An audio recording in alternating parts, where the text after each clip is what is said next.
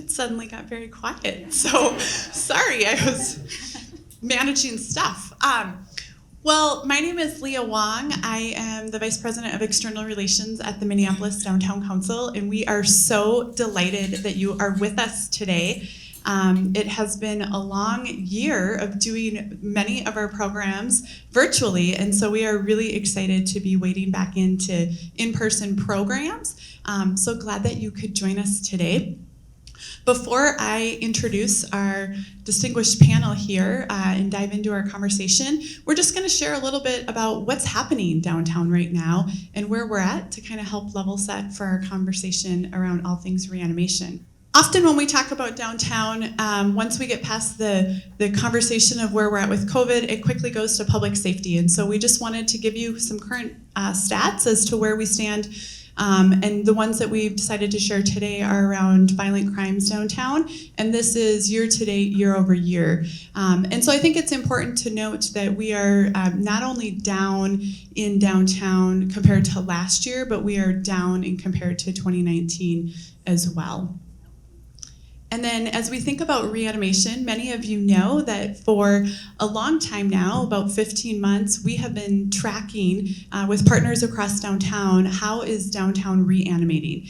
What does that dashboard look like? And so we just received kind of the June numbers on that, and we had another increase up to 26.2% on average of employees back to work on a regular basis. I will tell you that we do know from buildings across downtown that some of our buildings are 30 to 35%. So again, seeing that return of workforce to downtown. And recently, the Downtown Council just did a survey to businesses across downtown to really understand when are people bringing employees back. And so if we click to the next slide, you will see that we have three kind of key dates where we're expecting a wave of employees back to downtown. We had our first one after Memorial Day. We expect the next one after July 4th, and I will tell you with the momentum we're seeing with some of the restrictions being lifted, the mask mandate being lifted, we are hearing and seeing a lot more momentum than initially expected around that July 4th date. So we're pretty optimistic about that. And then, of course, post-Labor Day, September 6th, we are expecting a much larger return of employees to downtown and some sense of whatever the next kind of hybrid situation is. So with that, if you click ahead, Dana, please, we are going to spend some time today talking about reanimation of downtown. And reanimation of downtown is really a collective action.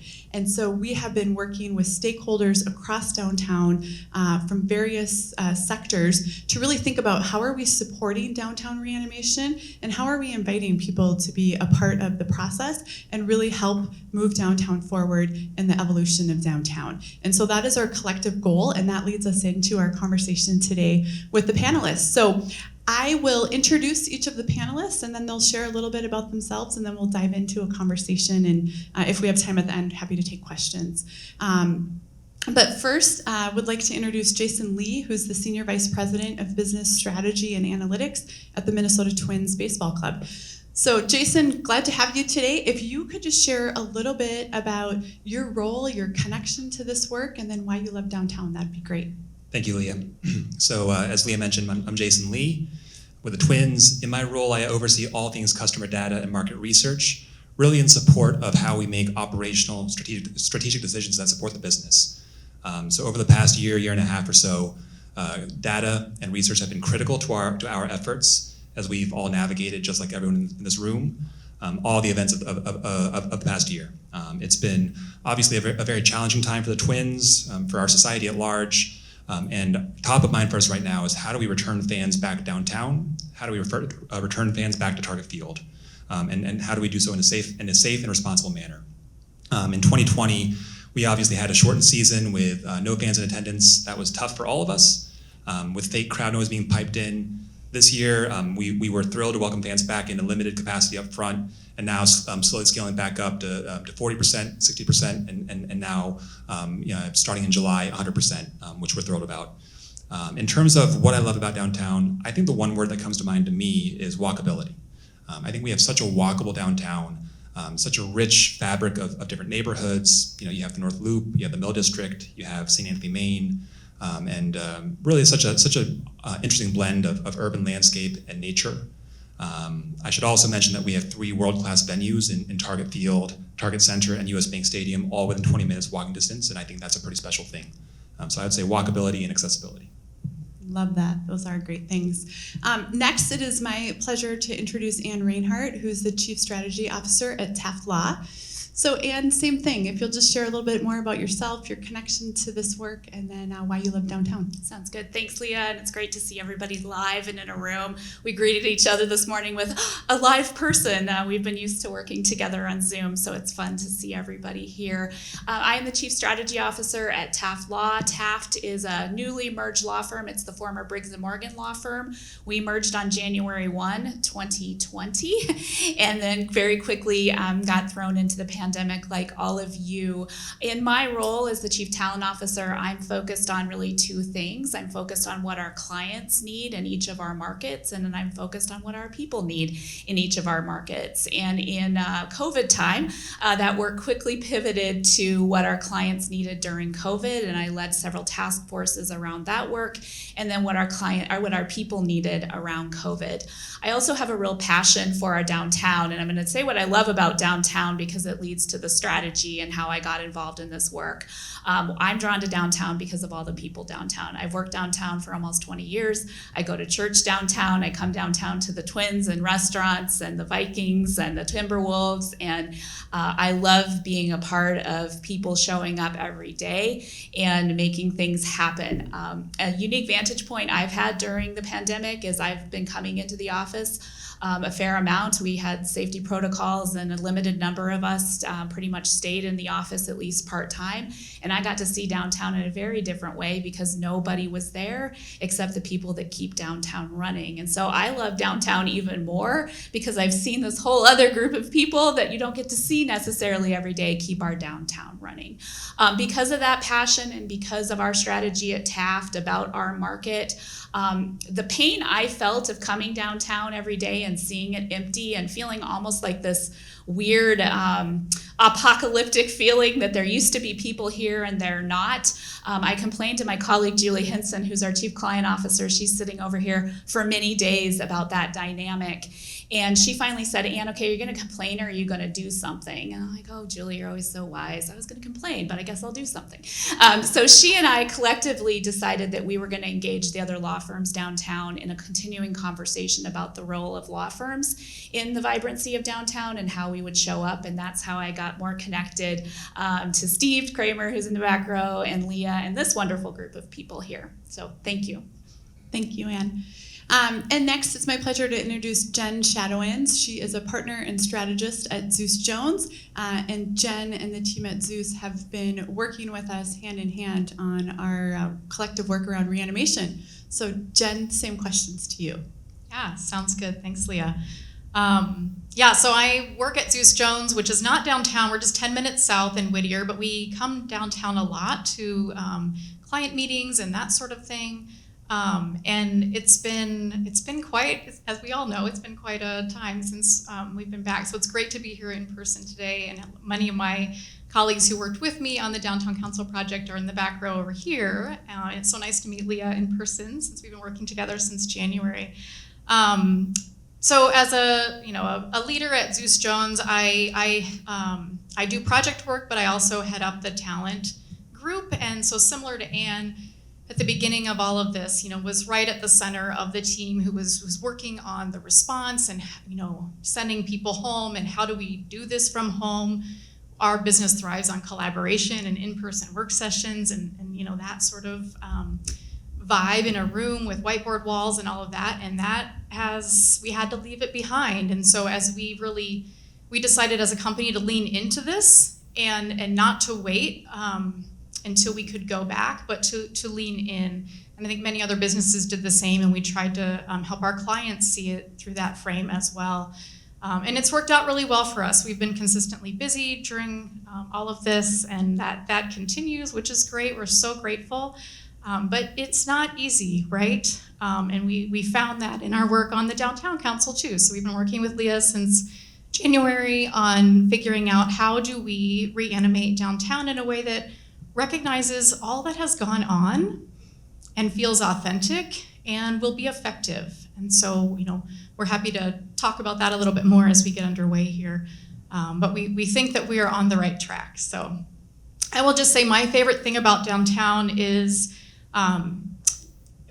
personally, is that it's bordered by so much parkland. So I live in Northeast Minneapolis, and I love riding our bikes down across the Stone Arch Bridge and going to Gold Meadow Park, making our way down to Loring Park. I love that combination for our family, for our teenage kids, of being able to see downtown through a lens that's not just business, and that doesn't feel intimidating.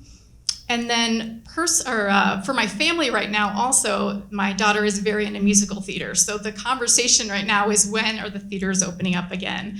And she is part of the Hennepin Theater Spotlight group through her high school, and was just dancing in the streets this past week as part of that triple threat group where they closed down Hennepin, and they got to videotape this dance that they had been choreographing. And it just feels like such a gift to your kids to be able to connect their lives to downtown in these rich ways. So I love that, Jen. It's so true. I think we're all excited for more opening of theater and musicals and those collective experiences downtown. So that's great.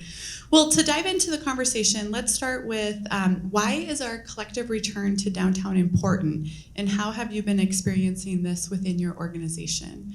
So Anne, maybe I'll throw it to you first. Sounds good. Thanks, Leah. I mean, at the onset, we're all social creatures, and we are influenced by each other, and we're all interwoven, and we're part of an ecosystem downtown. And I think it's really important that we work in sync and influence each other and have bravery with each other. It's really daunting to try to take on something like this by yourself. And what I found of working with Leah and others and Jason, and of focusing on how are the strategies we're working on in terms of getting people thinking about coming back downtown, what does that look like, and sharing ideas with other people and bouncing that off. When you do things by yourself, you can go a little bit of a distance, but when you go the distance with other people, new ideas pop up. You think about things that you would have never considered on your own, and you're braver.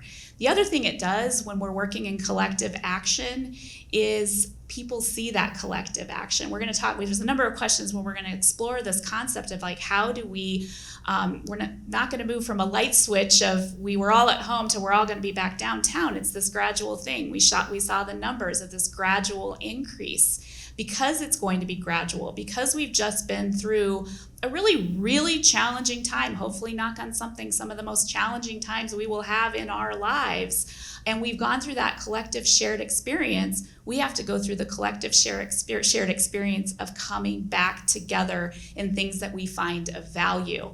And the only way we do that is to be in conversation with each other, to be brave enough. I told Leah it was scary to come back. I've been coming downtown, but I haven't gone to a hotel and done a presentation in a year and a half. I was nervous about that. What was I gonna wear? I'm used to wearing yoga pants on Zoom. And kudos to all of you for being brave to come here, and kudos to those of you that are gonna log on and consider next time to come in person. It takes effort. We developed habits. We had a lot of habits in the way we worked pre-pandemic, and then we were survivors, and we developed a whole bunch of habits to help our businesses survive and our people survive and to do good work during the pandemic. But when you develop those new habits, it's hard to undevelop them. And so we're going through a phase where we're discerning what if what we had during that time period, do we want to keep? And how do we do the things that we know we value, which is coming together, sharing ideas, being in rooms like that. So this concept of we need to do this together really rings true to me. We're applying that in our law firm. We are in a number of different markets, and each of those markets is a little bit different, but we're sharing how are we going to come back into the office. We validated really early that the office is an important component of our strategy. Are we going to be influenced by hybrid work and flexibility? Of course. We're not going back where we came from. But we have to collectively lead and show people that we can do this. And it's going to take groups of people doing that. Thanks, Leah. Yeah. Jason or Jen, anything to add? I think I just say that from the twin standpoint. Our fans are our lifeblood. We can't operate without our fans, and we need a vibrant downtown in order for that to happen. And so we're incredibly invested in the work to reanimate downtown and to bring people back. As Ann mentioned, this is an ecosystem. We all feed off of one another. I think the Twins, we have a responsibility to bring fans back downtown, and that will help lift all boats in terms of being able to get people to flood into different establishments. And I'd also like to think from a selfish standpoint that our fans also need the Twins. The fans in this metro area need the Twins, the Lynx and the Wolves, the Vikings, the Wild, as institutions within this metro area.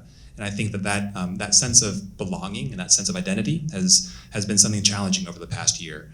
And so I think that we're all in this together. And I think to the extent that we can make this a gradual process and one that goes at the pace of each individual to the extent possible, we're going to have really successful outcomes. I like that, Jason. We are talking a lot about kind of return to play, return to work, and what that looks like, right? And so our strategy as we continue to invite people downtown is to really focus on experiences this summer, a return to play, and then work towards kind of a return to work in the fall. So we're hearing a lot right now around kind of the return to downtown office, which of course is critically important. But talk a little bit more about kind of the return to work and the return to play and the connection between the two of them. Yeah, that's a great question. I think it's absolutely an interconnected ecosystem. If you look at our research, so we survey our fans extensively after each game, after each purchase, and one thing that we've taken away is that of Twins 2021 game attendees, over 40% of them have come back downtown for the first time in 6 months. So that's a pretty awesome stat if you think about it. That the Twins have been able to bring people out into this area for the first time after a long layoff. In terms of how that works between the Twins and an establishment like ours and work, I think that it really goes both ways. We're going to have some challenges unless we have people back in offices. In terms of our day games, people come in from corporate, from offices. We really need to have that ecosystem built, and we feed off of one another. And so to the extent that we can get more people in offices, that will help fuel people to come out to Twins games. We can then have people go into restaurants and bars afterwards. It's going to help just lift the entire ecosystem up. So I think there's absolutely a connection there, and I think we're just looking forward to having the chance to have more people back downtown for work and for play, and I think we have a big role to play in that. Definitely. Love that you use the word ecosystem, because I think we've been talking a lot about that for downtown, is that as we think about reanimation, it is about reanimating the full ecosystem of downtown and how that is critically important to those shared collective experiences that we have. Jen, maybe just from your perspective, as you think about that connection between play and return to work, what perspective can you add there? Yeah, I was going to say, let me jump in there. So perfect. Yeah, I work at a creative place, and so I think this makes sense for us, but I think it's useful for other businesses too. We talk a lot about how it's not work versus play. Work can be play. So thinking about those as, we helped create that difference, or that is very kind of a handy thing, that summer is back to play and fall is back to work for the activation plan for the Downtown Council, which is good at focusing your efforts, but it's a little bit of an artificial push apart, right? I think that especially right now when people have been working at home by themselves, isolated, albeit via Zoom, coming together, our work has gotten so functional. Our work has gotten so efficient and stale. And so the act of coming together, even once a week, get yourselves out of your house and come down once a week. Pick a day. We think that Thursdays might be a great day, downtown Thursdays. But pick a day to come downtown and get out of your comfort zone and run into people at work. That's a form of play, right? If you, relative to what we have been doing and relative to what work used to be, it's in this middle ground that I think kind of it appeals to people right now. So think about it like that. Get yourself to kind of blend your work with doing things with your colleagues downtown. Go to the farmer's market, go to a happy hour, go to a Twins game, and blur those lines a little bit. I guess that's what I would encourage people to do. So Jen, just picking up off of that, we know that people are at different places as they're thinking about finding that next season, as you kind of reference. So understanding this, we've taken the approach of let's make a series of invitations to help people kind of participate in those collective experiences downtown. Why does that approach matter, and what do you hope the impact can be from taking that approach? Yeah, that's a great question. It's really the foundation of the strategic work that we did at the beginning of this project, is thinking about and researching, how do you compel people to come back downtown? And so we looked into community psychology, academic studies that have been done. We looked into behavioral psychology studies that have been done. Tried to not just go with your own biases, but get outside of that and look at some research-tested measures that go beyond Minneapolis and go beyond COVID and the moment that we're in right now. And there's a path where you really focus on kind of making everything seem glossy again and making it seem like this is the place to be, and kind of using a lot of words to say, go downtown, come back, That's one path. But what we, as Leah said, what we recommended instead was this, what can feel softer and can feel a little maybe weaker, right? This approach that is more about, it's really a three-phase approach. It's rooted in this study from Princeton on behavioral psychology, on starting with nudges instead of shoves, right? So nudging people to come do the thing that you would like them to do, but in offering ways that meet them where they're at. Make it feel really comfortable to them in small invitations that they're like, oh, that sounds fun. Oh, I could do that. They can see themselves in it right away, and it doesn't feel coerced. At the same time, you want to focus on changing the norm. And by nudging people to do things, the effect of that is starting to change perceptions of the norm, right? What is normal downtown? There's a gap right now between perception and reality. So if you can nudge people to do things that they feel really comfortable doing downtown, and nudge them to talk about it, put it on social media, let their colleagues know that they're working from the office today, and someone will say, how did it go? And then you also layer on the attitude persuasion. So that's like your classic campaign, right? So that's the messaging, and really that's kind of the most hollow of all of these, because it's us telling you something, but it's the backbone part of it all the same, to try to sync everything up and help people feel like there's actually a movement here. There's a thing going on that's drawing you in, but it has to be coupled with real people. Like you said, it has to be coupled with real people's stories and experiences of things they've done downtown. So nudge one another, talk about your experiences of coming downtown.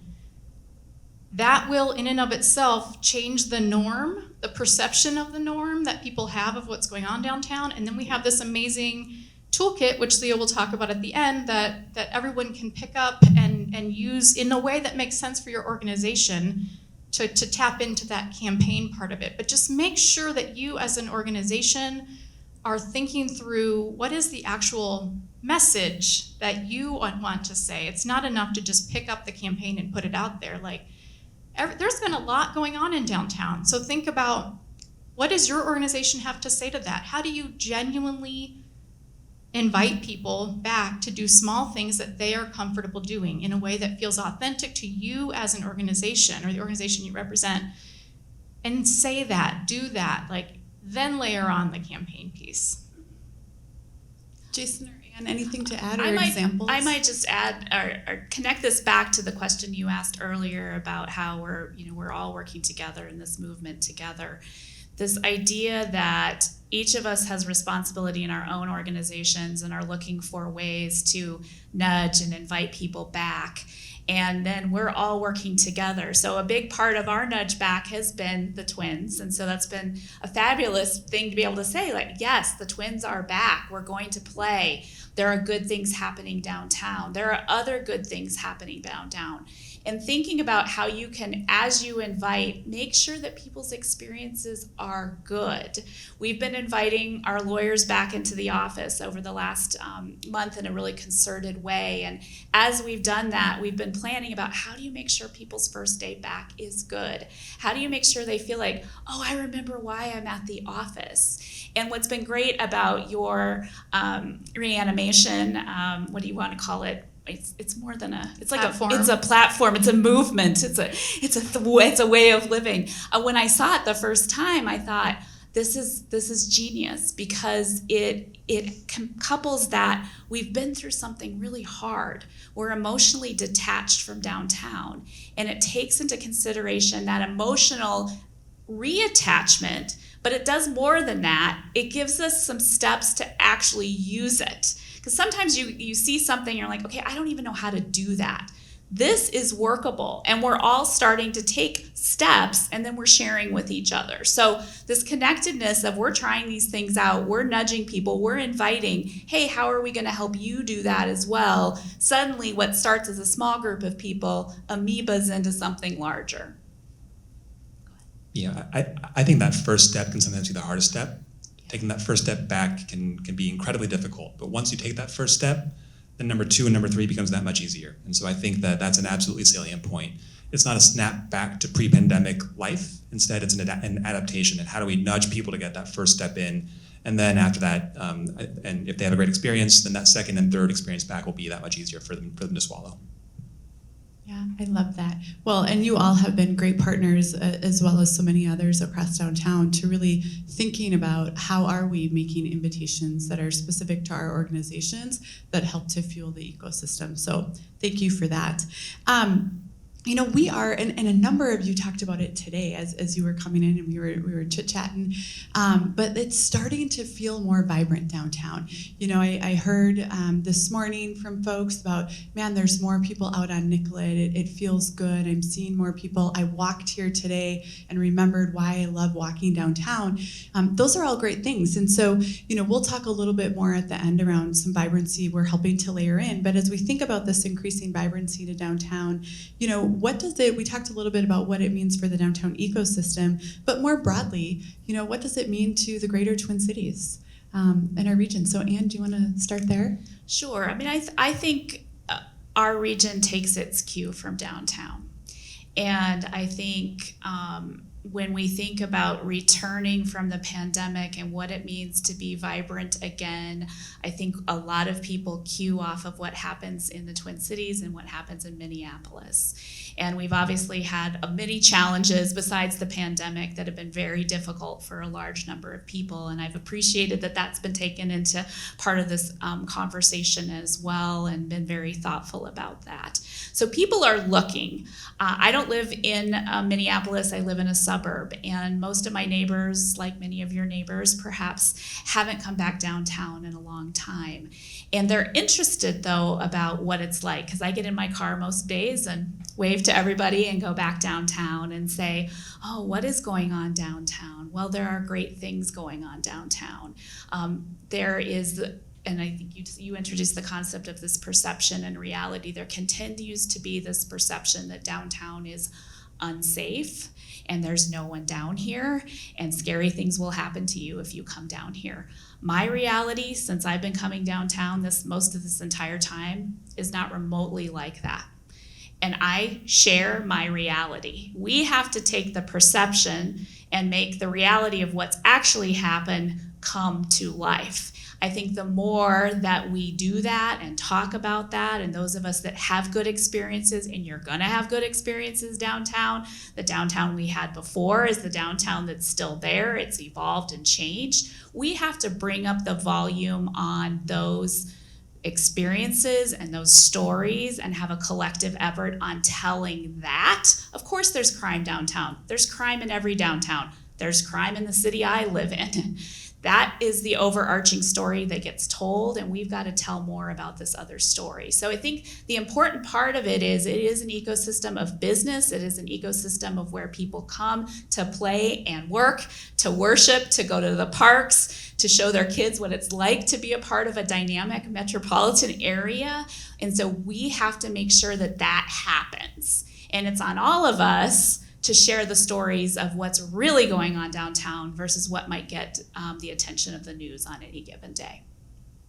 Yeah, a couple of you have talked about the kind of gap in perception and reality. So let's dive a little bit more into that, because I think that's a really important piece of this work and an important part of the conversation. So as we've moved our shared work forward to support downtown reanimation, it's become really clear that there is a gap between perception and reality. So as you each think about that from your own perspective, what do you think are some hopeful takeaways from the learnings and the data that we've seen as we continue to kind of move through summer and into fall? And Jason, I'm going to throw that to you first. Sure. I think Jen and Ann both touched on this, but there absolutely is a gap between perception and reality. Going back to our fan surveys of the Twins, throughout the pandemic, we've extensively surveyed our fans to figure out what they're feeling about social unrest, about the pandemic, and we found in varying degrees throughout 2020 that fans were concerned about two things. One is their health and safety from a COVID standpoint, and then second, their safety from a public safety standpoint. We've seen that in some cases, COVID-19 concerns have outweighed public safety, and in other cases, it's been vice versa. But more recently, over the past, I would say 3 to 6 months, as vaccinations have risen, as the situation's gotten better, we've seen COVID-19 concerns wane. The one thing that's been persistent is public safety after all the unrest that we had last year. So one thing that we do is we actually survey our fans after they purchase a ticket, and we ask them at the upcoming game that you're about to attend, what concerns you? What are you excited about? What are you concerned about? And there is a sizable portion of people who think that public safety is going to be a barrier for them as they navigate to the ballpark, as they sit in their seats, as they leave the ballpark. When we survey those same fans after the game, overwhelmingly, I would say 95% plus say that they felt safe. And so that speaks directly to this perception versus reality gap. What we also find is that once fans have that first good experience, that fear has then been to a large degree addressed, and they're much more willing to come back. And so I think that if we can find ways to help tell that story a little more, to help people understand that what you're hearing from people and different sources may not be the truth, come check it out in a safe environment. They're much more likely to sample it and then try it again. So I would say that it's for sure a threat in that it does decrease people's willingness to come out for the first time. It's also an opportunity, because I think that once people do come out here and have a great time, they're gonna realize what they've been missing out on. So I would say it's both a risk, but also an opportunity. I love that. Opportunity. There's a lot of opportunity right now for downtown. Jen, anything from your perspective to add on the gap? Yeah, I would just say, as someone who's not downtown a lot, it's real, and I hear what you're saying, and I do think that there is this gap between the perception and the reality. And as Leah showed the data at the beginning of the hour here, the incidents that are happening downtown this year are actually lower than they were in the past two. But all the same, an incident is an incident, right? And in our community, these are things that are at the forefront more than they were 2 years ago. And so the numbers are helpful, but there's reality in the perception, I guess is what I want to say. Like how people are feeling is real. And so what is the solution then? What is the way forward? Acknowledging that their feelings are real, I think, is step one. I think this idea of nudging them to do things during the daytime in groups or whatever they're comfortable with, but we do know from talking to people as recently as a couple weeks ago that that's when they feel safest. So, okay, let's build on that. Let's encourage you, let's nudge you to do things during the daytime with your friends or with your colleagues so you can build up that confidence again, because it wasn't necessarily different a couple years ago, except that our awareness of it is so different, right? And so I guess just acknowledging that and leaning into it instead of away from it is what I would say, and trying as individual or as representatives of individual organizations, not trying to gloss over it, like meet people where they're at and nudge them to still lean into the vibrancy and the energy that downtown has to offer all the same, because we will all benefit as a result.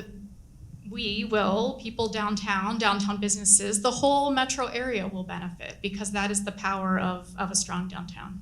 Well, and I would add too, not waiting for someone else to solve a safety problem for you. So we've had that continuing conversation both in my own firm and the coalition of law firms, where folks are like, well, my employees don't feel safe. Okay, well, what would help somebody feel safe? We've shared the data. We've heard, we've had Steve and others come and give presentations and talk about what's going on with safety, but what would actually help you feel safe? Well, what's your biggest concern? Well, it's going to the bus. Okay, well, what if a group of us all walked to the bus together?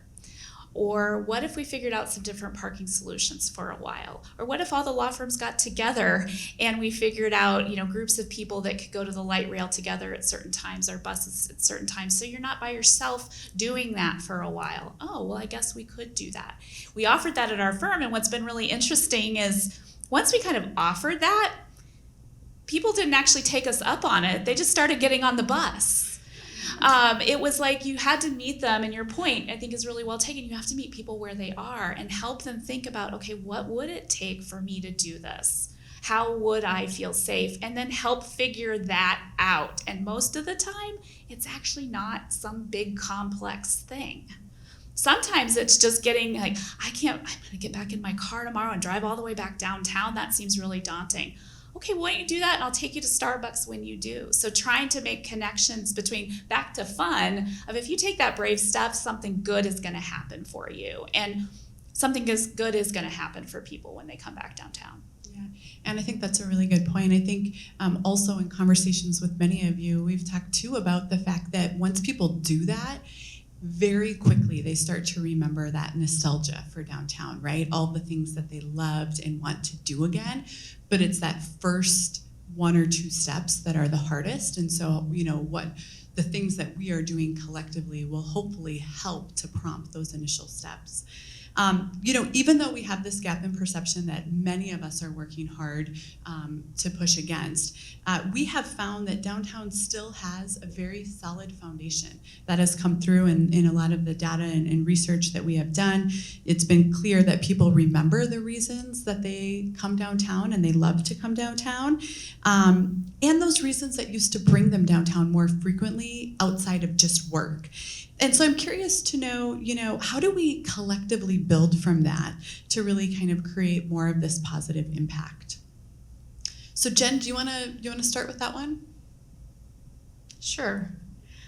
I feel like a broken record, because my answer to that is, think about within your organization, what, kind of like what you were saying, what is going to help people that have shared interests feel comfortable and help them with those incremental steps, right? Because as you can build toward people establishing these new routines and a little bit more frequency of coming downtown, like, we will have this collective impact. I truly believe that it is all about norm perceptions. And to change those norms, we need to help people break down what those psychological barriers are in their mind, and offer these, nudges, these small solutions that are hard to say no to. It's like, yeah, I could do that, Try to identify those barriers for people and try to solve for those small solutions, and then together that will have that collective impact. I also think that optionality might be a key word here. I think it's absolutely true that the foundation of downtown is strong. We have, all the infrastructure. We have public transit. We have a mixture of old and new buildings. We have access to nature in the Mississippi. We have everything that we have that we need here in terms of infrastructure, in terms of anchor tenants, in terms of companies, establishments. We just need to find a way to activate that. If you look at the Twins and in our data, one thing that we were really fearful of is that we were going to lose a lot of season ticket holders, people from the suburbs, people who may not want to come out to Twins games post-pandemic. And what we've actually found is overwhelmingly we've been able to renew our season ticket holders. I think that speaks directly to your point, Leah, that people do remember what they used to love doing downtown. It's incumbent upon us to find a way to get them out here. And so I think that giving people options, to your point, Jen, meeting them where they're at. One example of that would be for our season ticket holders, we actually told people beginning of the season, you can either come and sit in your seat for every single game in your package, or if you want to, for this first couple of months, we'll let you defer your season ticket package and you can choose the games that you want to come out to. I think even small little things like that, letting people who are ready to come out downtown to come out, and letting people who might be a little more hesitant or a little more fearful to kind of take that one step back. I think that's been a huge part of our ability to be able to bring people back and to be able to continue to engage and connect with our fan base. The other thing I would add is to put your own oxygen mask on yourself first before you try to help other people. And as we're all being ambassadors of this, take that look in the mirror of, am I doing what I want other people to be doing?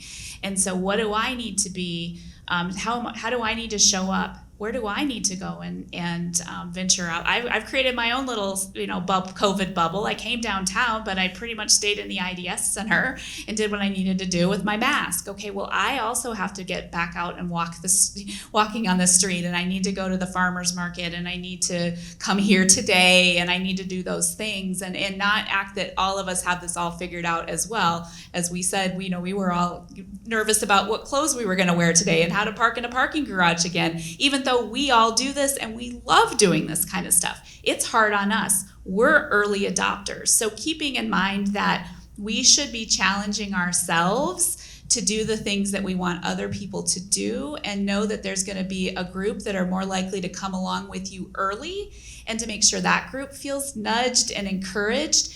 And then know that it's going to take some other folks a little bit longer, but that we can't give up.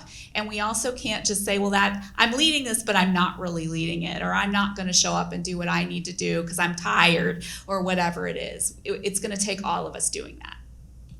If I could just add on to that, I think a way to sum up what we're saying is to have confidence that this is what people want right now. They don't want you to say, this is what you have to do right now. And they don't want you to say, everything's great again, time to come back. But there is this pent-up demand for collective urban experiences. We live in the city for a reason. We've been apart, isolated, and yeah, there's some things that are kind of nice about it, but on balance, it doesn't feel great. It's not sustainable. I think these are universal things. People want to get back together. They want to experience community again. It can be downtown. It doesn't have to be downtown, but you should feel confident inviting people downtown to do things again. Not everyone's comfortable yet. Not everyone will come. But again, I think there is this pent-up demand for these collective experiences that we are, like, there's sort of a rush coming this summer. So have confidence.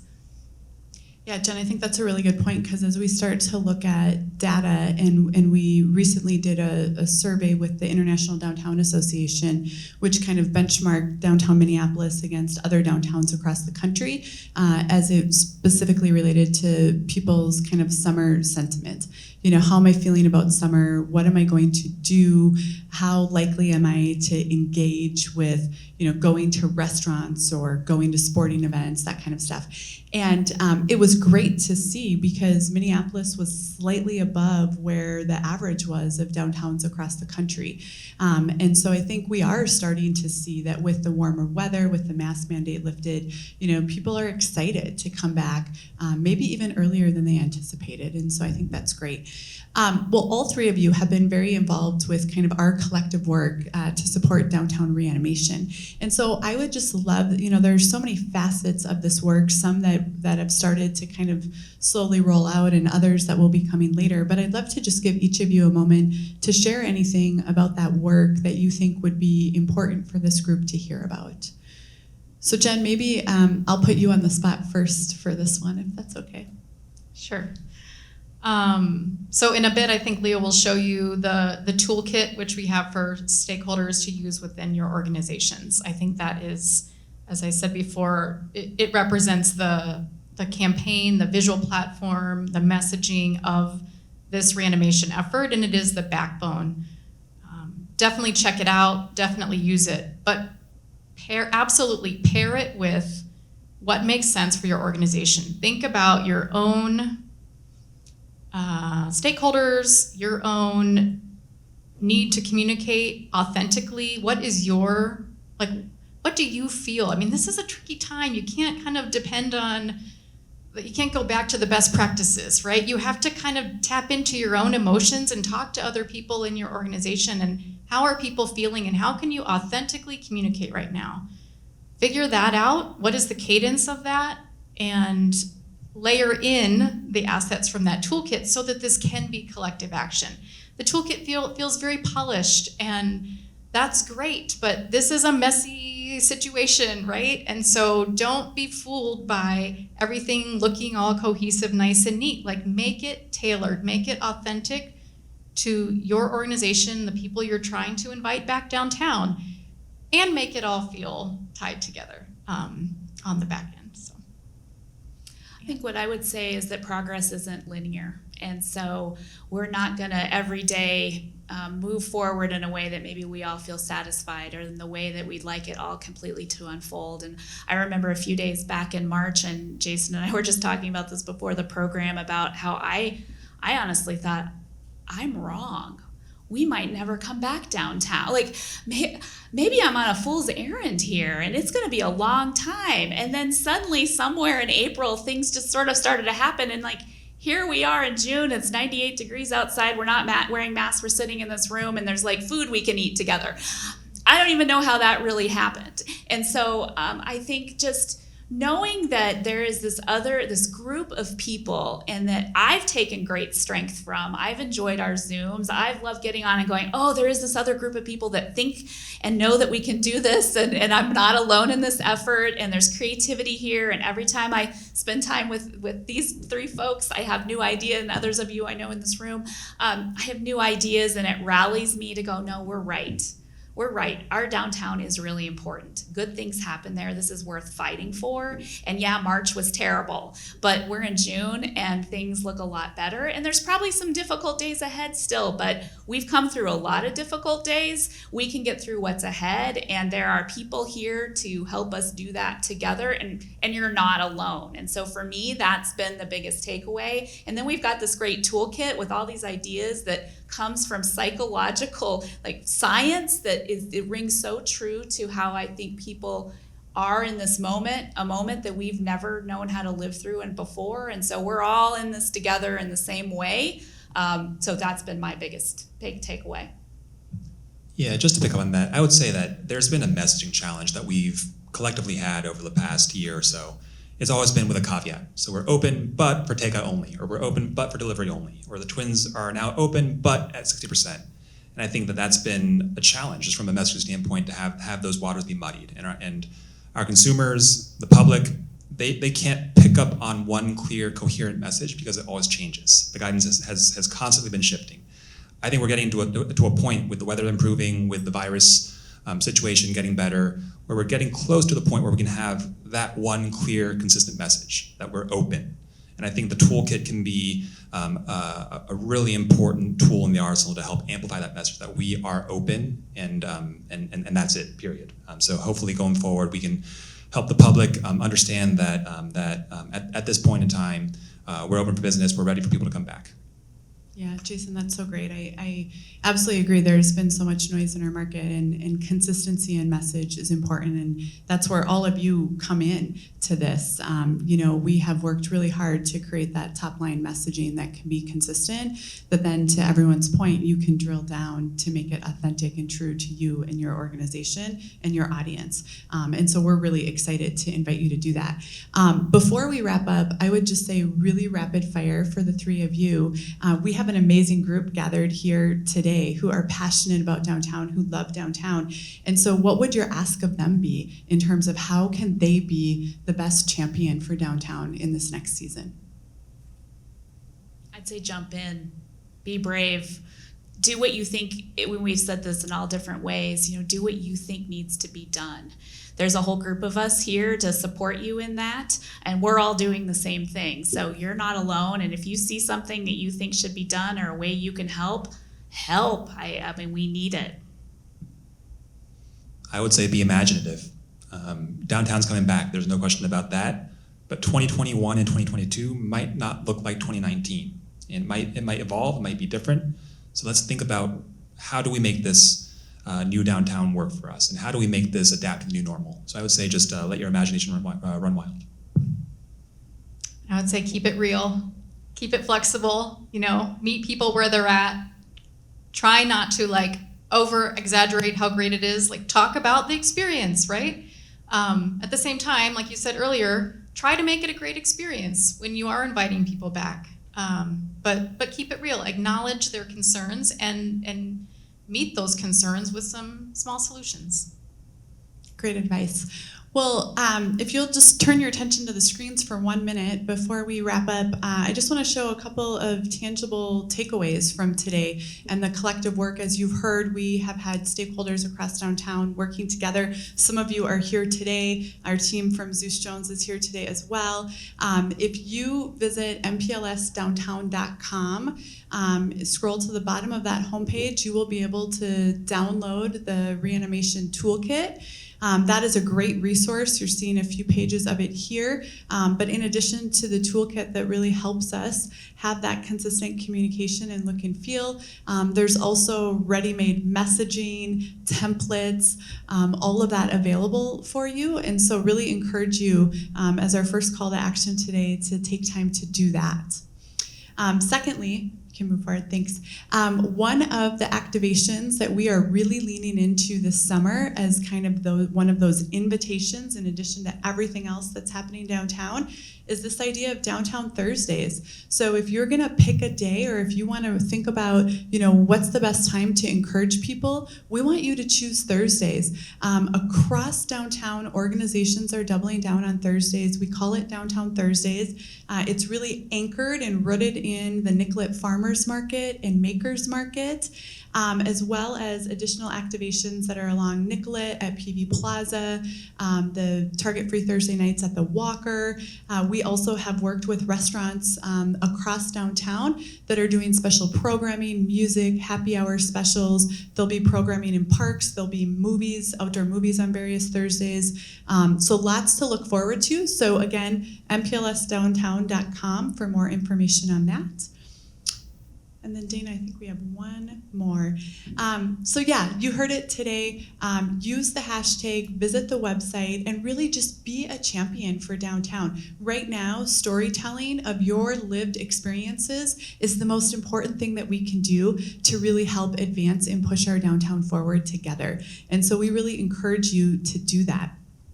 We'll flip to the next slide because we are using See You Downtown as kind of a key tagline of ours. So invite you to do that if it's something that's kind of rooted in downtown Minneapolis. Well, just before we close, I also did want to let everyone know that in the June issue of the Minneapolis-St. Paul magazine, we do have our downtown section. We do this as an annual piece, but this year's section I think is especially great because it really does talk about how do we start to reintroduce downtown to folks who have maybe been away for too long. How are we reminding them about all the good that awaits here? And really it gives us that opportunity to elevate the good. Unfortunately, and sometimes in mass media, we hear about incidents and things that are happening, but there is a lot of good that is happening downtown. And this section really gave us an opportunity to talk about that. And I will just remind you as we close that downtown came into this period of COVID pandemic with an unprecedented level of strength and momentum. And we are really feeling, as I said, as workforce continues to return, there's a capacity increase in venues across downtown, the weather is getting warmer. We're really seeing that momentum start to come back, and we're feeling really optimistic about what the summer holds, what this fall holds, and we just really invite you to join us downtown. We will see you downtown, and hope that you just come out to experience Downtown Thursdays and all the other programming that will be happening. And I will also note that this is a series, this conversation about reanimation. So this is our first of a series of reanimation conversations, and so watch for more to come as we dive in more specifically to tactics and actions that we are collectively taking to reanimate downtown. So I want to thank our esteemed panel here for all of your insights and your work and collaboration on this. So join me in doing that.